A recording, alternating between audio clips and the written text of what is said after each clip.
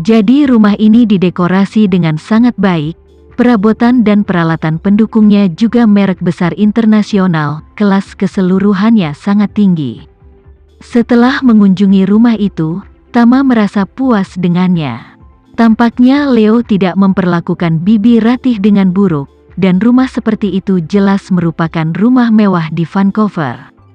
Begitu Bibi Ratih memasuki rumah, dia bergegas ke dapur untuk menyiapkan makan malam, dan Claudia mengikutinya untuk membantu memasak. Tama juga ingin membantu, tetapi diusir oleh Bibi Ratih. Dalam kata-katanya, Tama adalah tamu, tidak ada alasan untuk membiarkan tamu datang ke dapur. Tama melihat bahwa dia tegas, jadi dia tidak memaksa.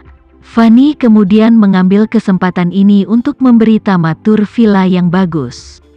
Pada pukul 8, Bibi Ratih, dengan bantuan Claudia, menyiapkan meja mewah untuk makan malam. Fanny mengeluarkan sebotol jus dari kulkas dan berkata kepada Tama sambil tersenyum, "Saudaraku, tidak ada seorang pun di rumah yang minum. Mari kita gunakan jus saja." Tama mengangguk, mengambil jusnya, dan menuangkan 4 cangkir. Bibi Ratih dalam suasana hati yang sangat baik.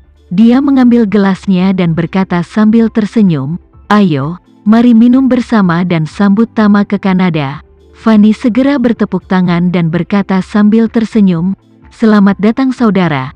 Saya juga berharap Anda akan datang ke Vancouver untuk melihat kami lebih sering di masa depan." Tama mengangkat cangkirnya dan tersenyum, "Terima kasih atas keramahan Anda, Bibi Ratih. Aku akan datang lebih sering jika aku punya waktu di masa depan." Hati Claudia sedikit khawatir. Sekarang hari sudah gelap. Bahkan jika Tama berubah pikiran dan ingin bergegas dan membawa Fanny pergi, dia khawatir itu tidak akan semudah itu. Oleh karena itu, pikirannya sama sekali tidak pada makan malam sekarang, tetapi berdoa dalam hati agar tidak ada kecelakaan malam ini. Pada saat ini, Fanny mengedipkan mata pada Claudia sambil berkata, "Claudia, kamu bertemu saudara Tama untuk pertama kalinya hari ini, minumlah dengannya." Claudia tersenyum sedikit, mengangguk, mengambil jus, dan berkata kepada Tama, "Tuan Renza, aku akan minum untukmu."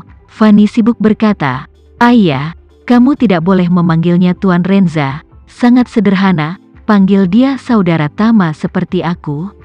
Mengatakan itu, Fanny menatap Tama lagi dan berkata dengan serius, "Kakak Tama, tapi aku memperlakukan Claudia seperti saudara perempuanku sendiri, dan aku adikmu. Claudia adalah adik perempuanmu, itu sama dengan adikmu, jadi kamu harus memperlakukannya seperti adik juga."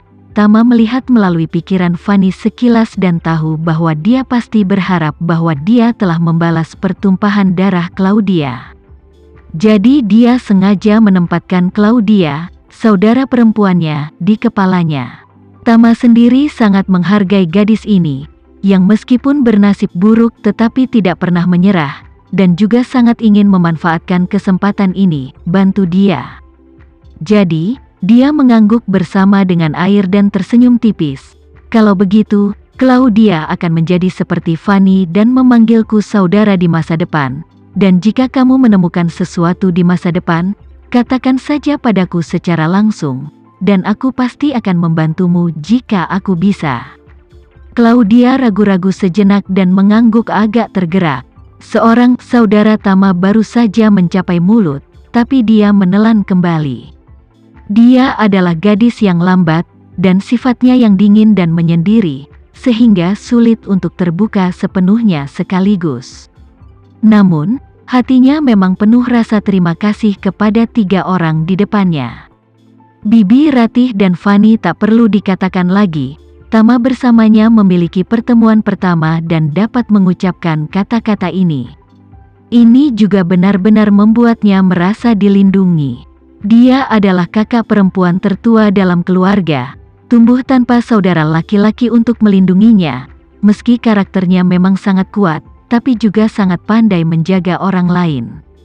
Tapi sangat sering, dia juga seperti gadis kecil lainnya, jauh di lubuk hati berharap bisa ada saudara laki-laki di mana-mana untuk merawatnya dan untuk perlindungannya. apalagi setelah keluarga mengalami perubahan besar. Di lubuk hatinya kebutuhan ini semakin kuat. Ini membuatnya berpikir kembali tentang apa yang terjadi hari ini di toko serba ada. Ketika Velma membawa Smith dan dua pengikutnya berlari ke toko serba ada untuk menggertaknya, Tamalah yang mengambil inisiatif untuk berdiri dan melindunginya. Namun, dia tidak pernah tahu apa sebenarnya yang digunakan Tama untuk membuat Smith seperti itu. Orang yang selalu patuh pada Velma, tiba-tiba seperti kehilangan akal sehatnya. Sepertinya Smith sendiri impulsif untuk sesaat, tetapi dia merasa bahwa segala sesuatunya tidak sesederhana itu. Setelah mereka berempat makan dengan bahagia, Claudia dan Fanny membantu Bibi Ratih membersihkan meja dan dapur. Pada saat ini panggilan telepon datang ke ponsel Claudia. Setelah Claudia melewatinya, telepon memberitahunya, "Adik perempuan, aku sudah sampai di pintu Fanny, suruh teman itu keluar." Claudia berkata, "Tunggu sebentar, saya akan berbicara dengan Tuan Renza." Dengan itu, dia menutup telepon, datang ke sisi Tama, dan berbisik, "Pak Renza, Tama saudara, telepon telah tiba di pintu." Tama mengangguk dan menyapa Fanny.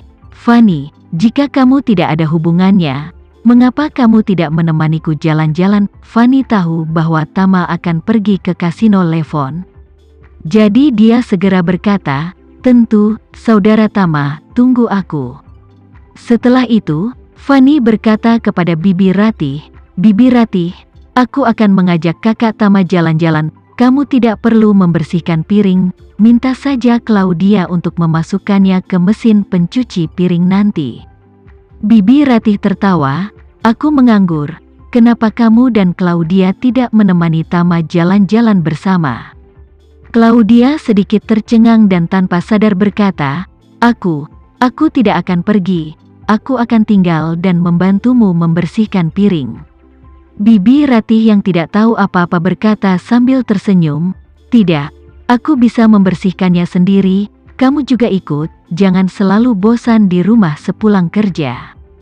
Claudia sedikit berpikir sejenak, lalu mengangguk dan berkata, "Baiklah Bibi Ratih, kalau begitu aku akan pergi jalan-jalan dengan Sister Fanny dan kakak Tama." Hati Claudia benar-benar tidak tenang, juga ingin mengikuti Tama untuk melihat. Tama tidak peduli, selama Claudia sendiri mau pergi, dia tidak masalah sama sekali.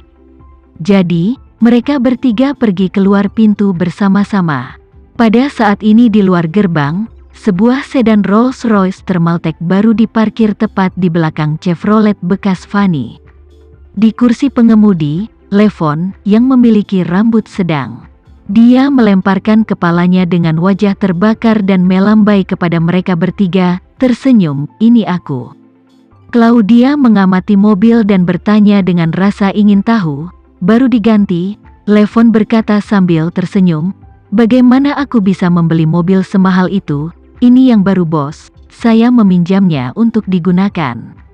Mengatakan itu, dia tersenyum pada Tama dan berkata, "Budi, saya mendengar sepupu saya mengatakan bahwa Anda ingin pergi ke lapangan untuk bermain 2 pertandingan." Tama mengangguk dan berkata dengan santai, "Tanganku gatal, aku tidak bisa tidur tanpa memainkan beberapa permainan." Levon tertawa, "Sisi situasiku, Claudia seharusnya memberimu pengantar, kan?" Tama membaca sekilas mulutnya, mengabaikannya, tetapi berkata kepada Fanny di samping, "Fanny, buka kopermu."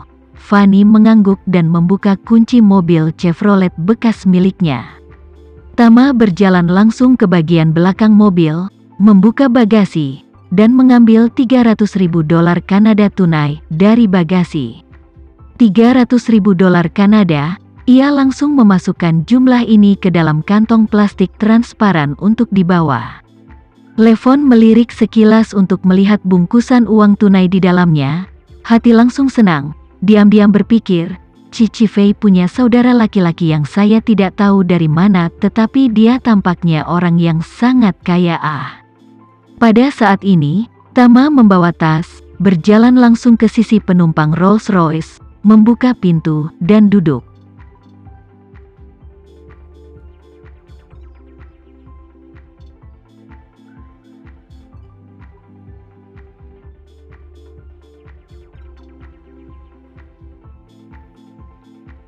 Sekian dulu ya video kali ini, kita lanjutkan lagi videonya di lain waktu.